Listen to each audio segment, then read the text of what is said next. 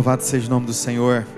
Em oração, atitude de adoração, Deus está realizando um mover nos nossos corações, mover de cura, de libertação, de alegria. Espírito do Senhor é espírito de alegria e de libertação. Ore ao Senhor. Deus amado, como é bom nós podermos louvar o Teu nome, como é bom nós podermos estar juntos, ó Deus, como igreja do Senhor, ó Deus. Nós nem vemos o tempo passar, ó Deus, porque é um momento tão precioso. E quando nós estivermos congregados, ó Deus, lá no reino do Senhor, onde houver o ajuntamento solene ali de milhares, de milhões de pessoas, todas juntas, louvando e bendizendo o nome do Senhor, prestando esse culto eterno a Ti. Que momento maravilhoso, Pai.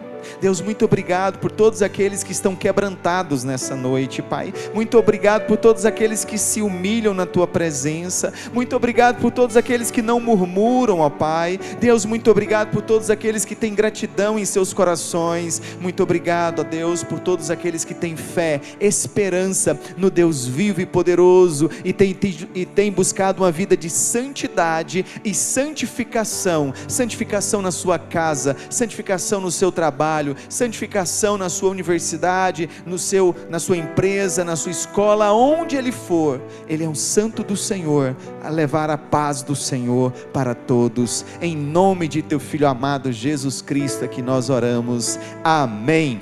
Aleluia. Louvado seja o nome do Senhor. Podeis se assentarem, e nós queremos orar com as crianças. As crianças irão agora ouvir a palavra de Deus no culto Kids, nosso culto Kids. E eu vi e ouvi o vídeo das crianças lá no cinema. Que coisa linda, né? Não pude participar, não estava aqui, mas que momento maravilhoso ver as nossas crianças ali juntas. Louvado seja o nome do Senhor. E uma boa notícia: a nossa irmã Vanessa foi reconduzida para o cargo de secretária presbiterial das UCPs. Então pode confiar, vem coisa boa por aí, em nome de Jesus. Secretário presbiterial das UCPs do nosso presbitério. Tivemos reunião do presbitério essa semana e foi uma bênção, meus amados irmãos. Queremos orar pelos nossos pequenos, para que eles possam ouvir a poderosa palavra de Deus em seus corações. Deus amado e Deus todo-poderoso, abençoe, ó Deus, os nossos pequenos, porque eles serão grandes, ó Deus, e o Senhor, ó Pai, esteja protegendo o caminho deles, para que a cada dia eles possam crescer na graça do Senhor, e hoje eles possam ouvir a Tua palavra, e esta palavra venha tocar no coraçãozinho de cada um deles, para que eles estejam cada dia mais firmes, louvando ao Senhor e servindo ao Senhor, desde a sua tenra idade, em nome do Senhor Jesus, amém. Amém, igreja? Aleluia. Quem está feliz como o Benjamin aqui, levanta a mão, né? Foi o primeiro a correr. Calma aí, Benjamin, calma aí. Devagarzinho. Isso, muito bem, vamos descendo. Quem não? Quer pregar com o pastor? Quer pregar? Você quer falar? Aleluia, Jesus. Aleluia, Jesus. Louvado seja Deus pela vida do Gabriel. Deus esteja abençoando os nossos pequenos, abençoando a cada um de nós. Que alegria, irmãos. Nossa igreja é uma igreja muito abençoada. Todo o nosso presbitério tem sido abençoado. E eu tenho visto também, meus amados irmãos, esse mover de Deus no mundo. E, de uma maneira muito especial, no Brasil. Como que Deus tem despertado jovens, adolescentes, liderança nova, para estar à frente, conclamando a sociedade brasileira a se render na presença do Senhor Jesus. Sim, a se render. É uma obra de rendição, onde nós nos rendemos na presença do Senhor para servir um Deus vivo e verdadeiro. Ele, Jesus Cristo, é o nosso Senhor e Salvador. E hoje nós estamos reunidos neste culto especial, que é o culto de Santa Ceia. Queremos que a poderosa palavra de Deus fale ao nosso coração. Abra sua Bíblia no livro de Lucas, capítulo 23, por favor. Lucas, capítulo 23. A partir do verso de número 33, onde nós estaremos falando nessa noite sobre as 7 últimas declarações de Jesus na cruz.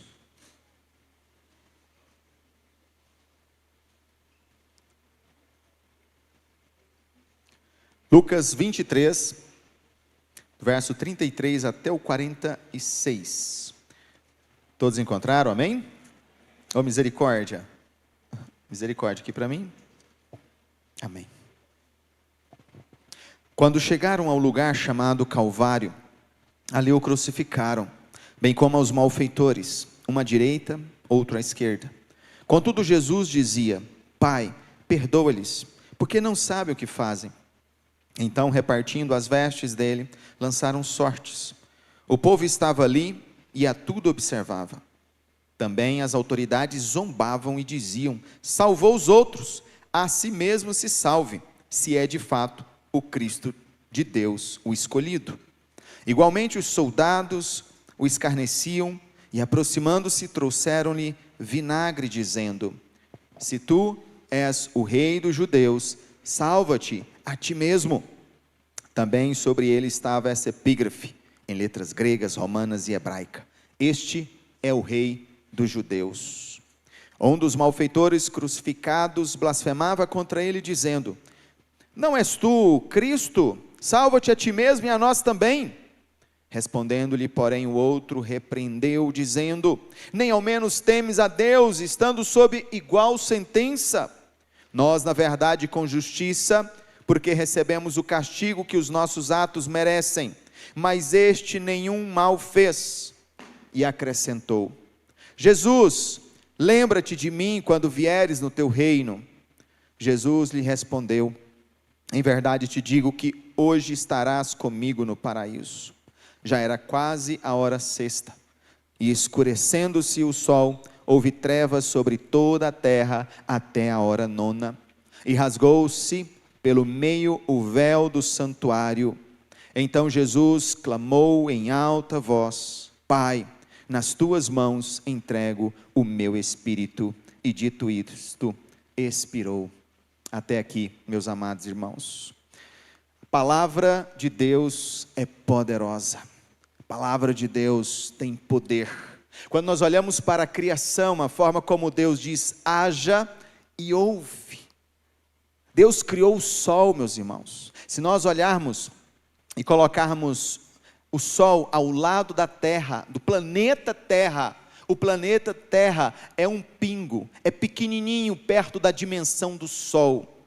Esse sol que é quente, com uma temperatura que ninguém consegue se aproximar, ou seja, há muita energia, há muito calor ali naquela esfera que está queimando no universo.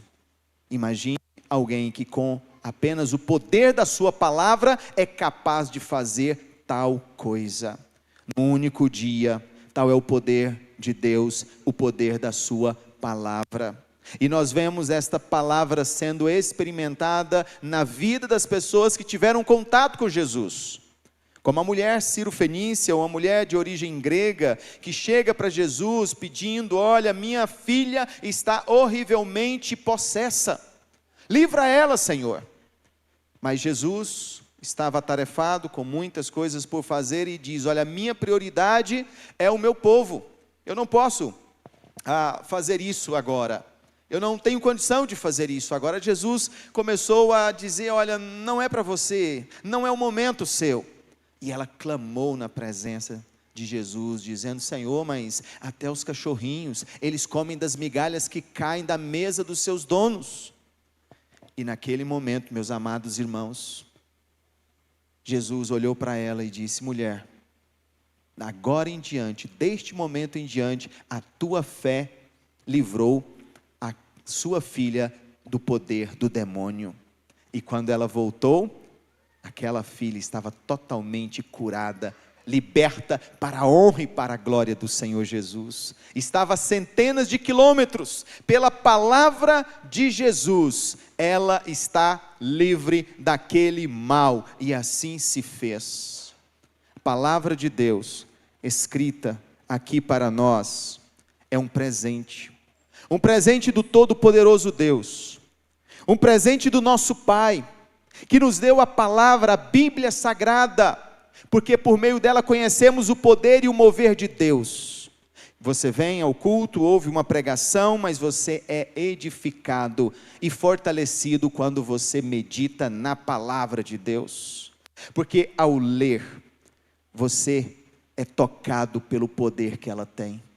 O poder da palavra de Deus. Então gostaria de desafiar você que fez o nosso plano de leitura do Novo Testamento e aqueles que estão lendo a Bíblia toda, continuem firme. Batalhem, lutem para ler as Sagradas Escrituras, para meditar nesta palavra que tem o poder de transformar verdadeiramente os nossos corações. Meus queridos irmãos, sim, esta palavra tem poder de transformar os nossos corações. E por isso eu gostaria de meditar nas declarações, nas últimas 7 declarações de Jesus na cruz do Calvário, sendo a primeira esta aqui do versículo 34. Pai, perdoa-lhes, porque não sabem o que fazem. Sim, Jesus está ali naquela cruz, diante dos seus algozes, diante daqueles que estão rindo dele, dizendo: olha, salvou os outros, que salve a si mesmo. Se ele era o escolhido, você era o escolhido, então se salve. Se você é o filho de Deus, se salve.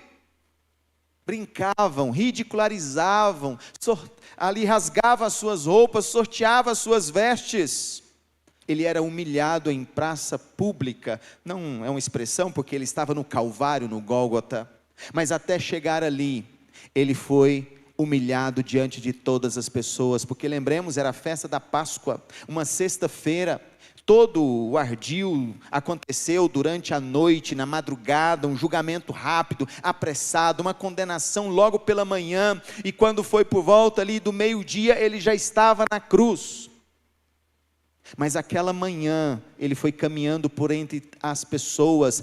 Naquela época, dizia que a população de Jerusalém quintuplicava, 5 vezes mais, porque vinha todo o país para estar dentro da cidade de Jerusalém para as comemorações da Páscoa. Então todos puderam ver e ouvir tudo aquilo que estava acontecendo, e Jesus foi exposto ali diante de todos, e ele deu esse brado naquela cruz, dizendo: Pai, perdoa-lhes, eles não sabem o que fazem.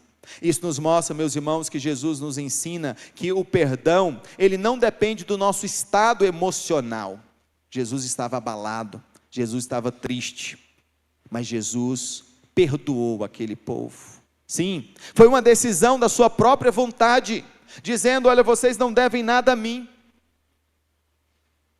Jesus, no meio de todo aquele sofrimento, ele perdoou, ele declara o seu perdão, como que dissesse: olha, eles não sabem as consequências daquilo que eles estão fazendo, por isso, Pai, perdoa-lhes. Também nos ensina, meus irmãos, que Jesus nos convida a olhar para quem nos fere com compaixão. Sim, ele deu exemplo. Na cruz, ele estava sendo ofendido, machucado, mas ele olhou com compaixão para com aquelas pessoas, entendendo que havia uma cegueira espiritual na vida delas, mas mesmo assim ele as amou, e demonstrou isso com o perdão. E a terceira e última lição é de generosidade de espírito. Sim, colocar a necessidade espiritual do próximo acima da sua própria dor pessoal. Ele não olhou para a dor, para o sofrimento dele, mas ele olhou para a necessidade do próximo, com a grande generosidade, um coração grande, o coração do nosso Senhor Jesus Cristo. Sim, foi isso que ele falou, foi isso que ele fez. Pai, perdoa-lhes, porque não sabem o que fazem. Você é capaz de fazer o mesmo? Lá na sua família, lá na sua empresa, lá no seu trabalho? Você consegue replicar o mesmo modelo de Jesus? Porque ele estava dando um modelo de como nós devemos agir e ser nos nossos relacionamentos, com as pessoas que nos atendem mal, com as pessoas que nos prejudicam, com as pessoas que nos passam para trás, com as pessoas que pegam e não pagam. Ele está nos dizendo, nos ensinando: faça assim como eu vos fiz.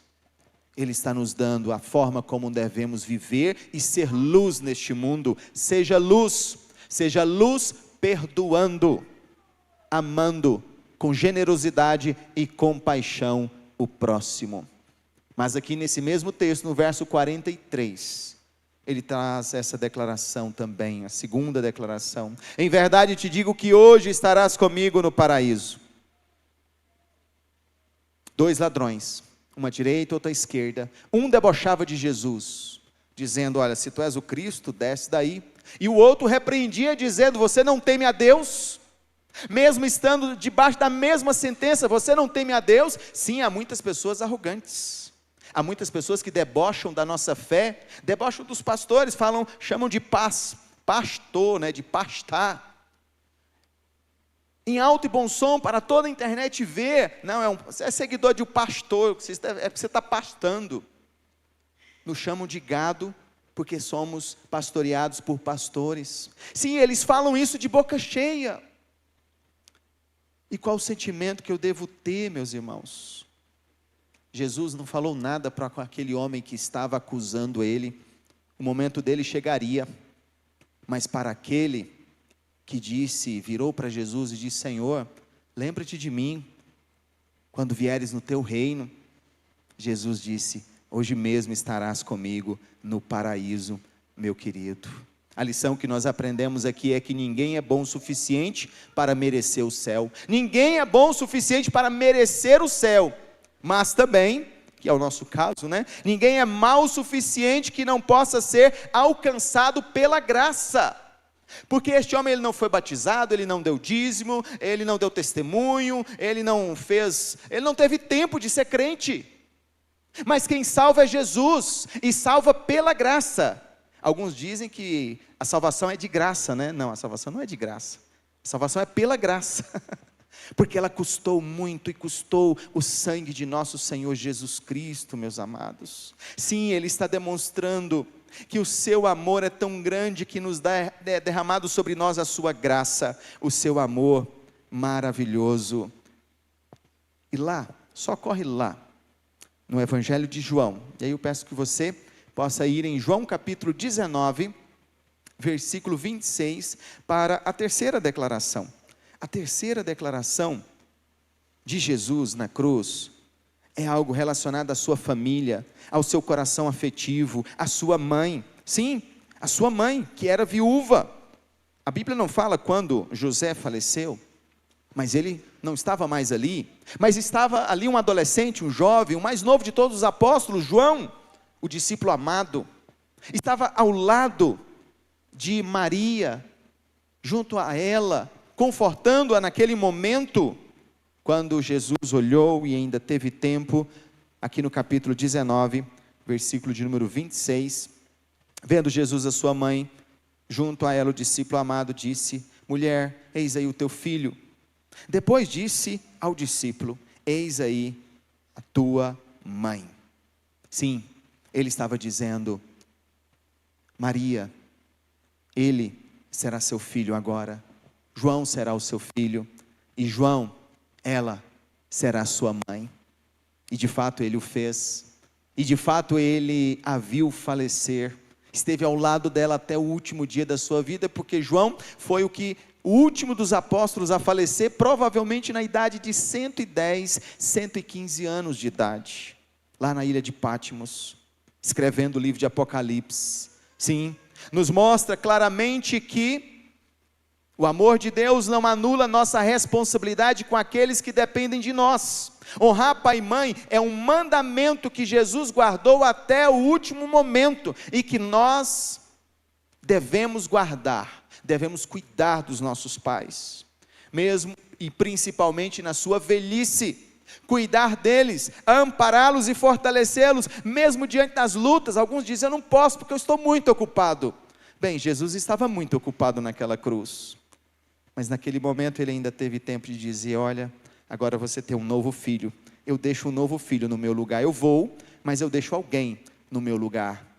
Jesus é aquele que tem a inteligência, a sabedoria, meus irmãos, que nós devemos alcançar.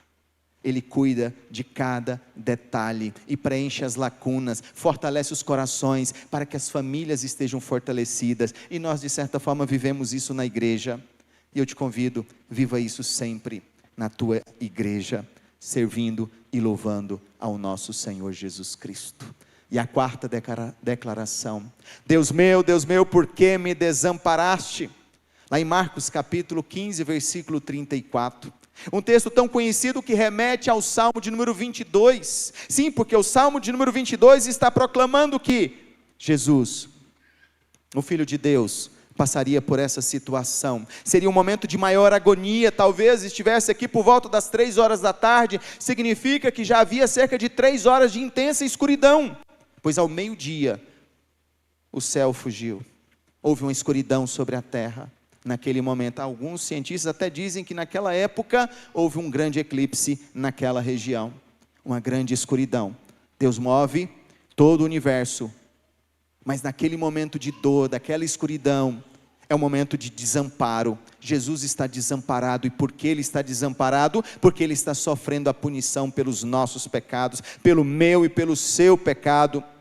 Jesus experimentou a dor da separação total de Deus, para que nós nunca tivéssemos que enfrentar essa dor, de nos separarmos para sempre do Senhor. Deus não quer que nós experimentemos essa dor, e por isso Jesus se colocou ali naquela cruz, para sofrer essa dor em nosso lugar. O desamparo dele foi a garantia do nosso amparo eterno. Somos amparados por Deus. Sim, somos amparados por Deus. Veja bem o que Ele diz para aquele prisioneiro que ali estava naquela cruz: hoje mesmo estarás comigo no paraíso. Não é um sono que você dorme e fica esperando a volta de Cristo, não. Você já vai para os braços do Pai, já vai para a presença de Deus, debaixo do trono da graça de Deus.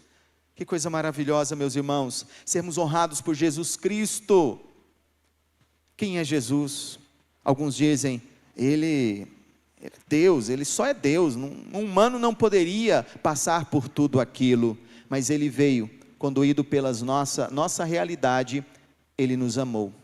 E aqui nesse mesmo texto de João, no capítulo 19, versículo de número 28, Ele traz essa declaração humana, da sua humanidade. Ele diz: tenho sede. Sim, naquele momento Ele declara: tenho sede. Porque aquele estado de estar ali com os pregos nas suas mãos e nos seus pés, com os braços esticados e todo o peso do seu corpo naqueles pregos, causava-lhe cãibras e dores horríveis e terríveis, a ponto de secar sua garganta e ele mal conseguir pronunciar as suas palavras. Meus amados irmãos, para se cumprir as Escrituras, Ele assim o faz. Sim, tudo para se cumprir as Escrituras. Ali Ele demonstra a sua humanidade real. Ele é um como nós. Ele é um humano que paga esse preço de sofrer as limitações físicas, de sentir a dor, de sentir o cansaço, de sentir o sono.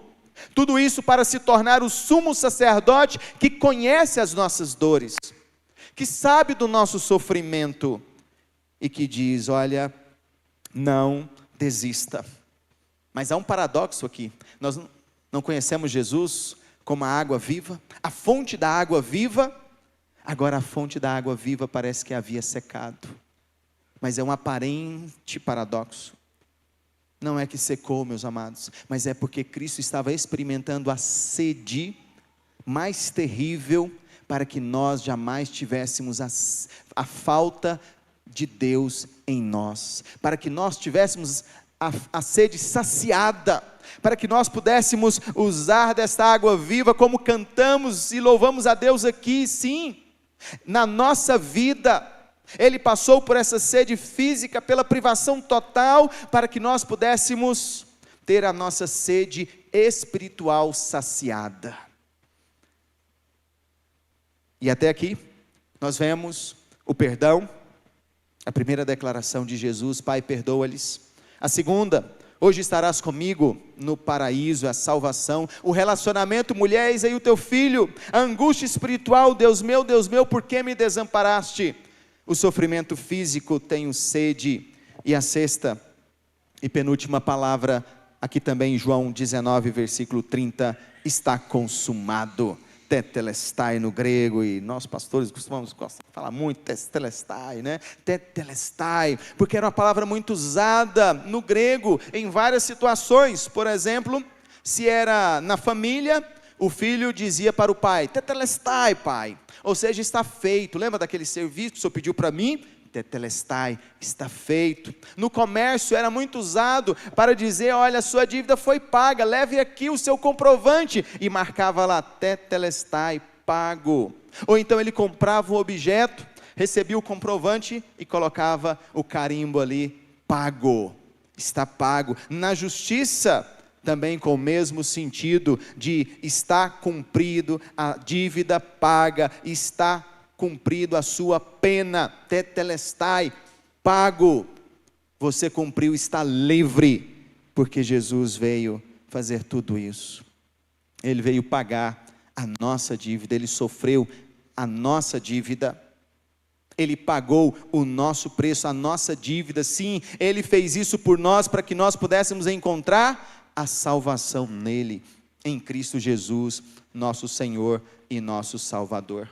Significa também o fim de todos os sacrifícios de animais que eram feitos até aquele momento. Séculos de oferecimento de animais no templo. Daquele momento em diante, ele é o sacrifício perfeito, capaz de salvar a todos que crerem nele, e todos que fizerem aquilo que ele fez na sua última declaração, a 7ª: Pai, nas tuas mãos entrego o meu espírito. Aonde você irá se refugiar? Jesus se refugiou nos braços do Pai, dizendo: Pai, nas tuas mãos entrego o meu espírito. O lugar mais seguro para se estar, meus irmãos, tanto na vida quanto na morte, é nos braços do Pai, enquanto nós estamos vivos. O lugar mais seguro para nós estarmos é nos braços do Pai. Você é capaz de dizer: Pai, eu entrego a minha vida ao Senhor, eu quero te servir, eu quero te amar, eu quero te honrar, eu quero santificar a minha vida, eu quero honrar ao Senhor, aonde o Senhor me colocar. Você é capaz de dizer isso, em alto e bom som, declarando: Senhor, eu entrego a Ti a minha vida. Hoje é um dia em que Jesus te chama, para que você entregue a Ele a sua vida, caso você não tenha feito ainda. E para aqueles que já o fizeram, eu digo para vocês: o nosso pecado é assustadoramente grande, tão grande que foi necessário a morte do próprio Filho de Deus, para que esse pecado pudesse ser perdoado. E o que isso significa? Que o amor de Deus é imensurável, é grande, não se pode medir, não se pode compreender, não se pode, de tal maneira que ele diz: olha, Deus amou o mundo de tal maneira, maior do que o universo inteiro, para amar pecadores como nós, como eu e você.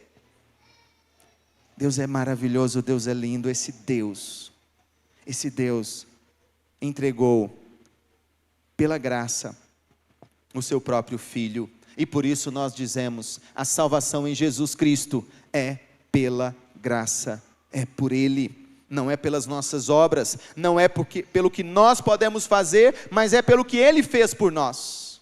Por isso eu te convido, ao meditarmos nesta ceia, você reflita muito bem como você tem vivido, como tem sido o seu testemunho diante de Jesus, diante da sua família, diante dos seus amigos, diante da sociedade. 2026 é um ano de transformação e santificação, é um ano de busca pela presença maravilhosa do nosso Senhor Jesus Cristo. É um momento pelo qual nós nos perguntamos: o que você vai fazer agora? Qual é a sua atitude diante da palavra, das declarações de Jesus? Você continuará sendo o mesmo? Não, meu irmão, nós precisamos mudar. Ele que nos amou, Ele que entregou a si mesmo por nós, Ele que nos deu a ceia do Senhor, para que nós pudéssemos participar.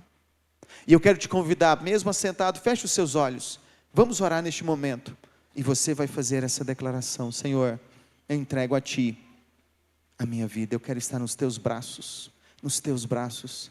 Feche os teus olhos, vamos orar. Renda-se na presença do Senhor.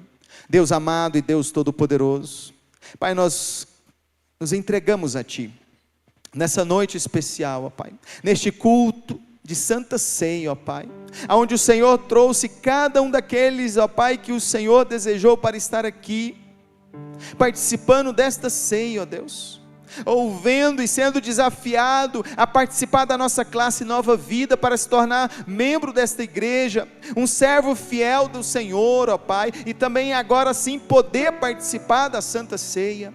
Deus, em nome do Senhor Jesus, desperta seus nossos corações, para que nós possamos realmente viver para o Senhor, ó Deus, entregar toda a nossa vida a Ti, ó Pai, em toda a nossa caminhada que temos aqui nesta terra, vivendo cada dia na Tua presença, Pai. Muito obrigado pelo mover do Senhor, que nos afasta do mundo e nos traz para próximo do Senhor, ó Pai.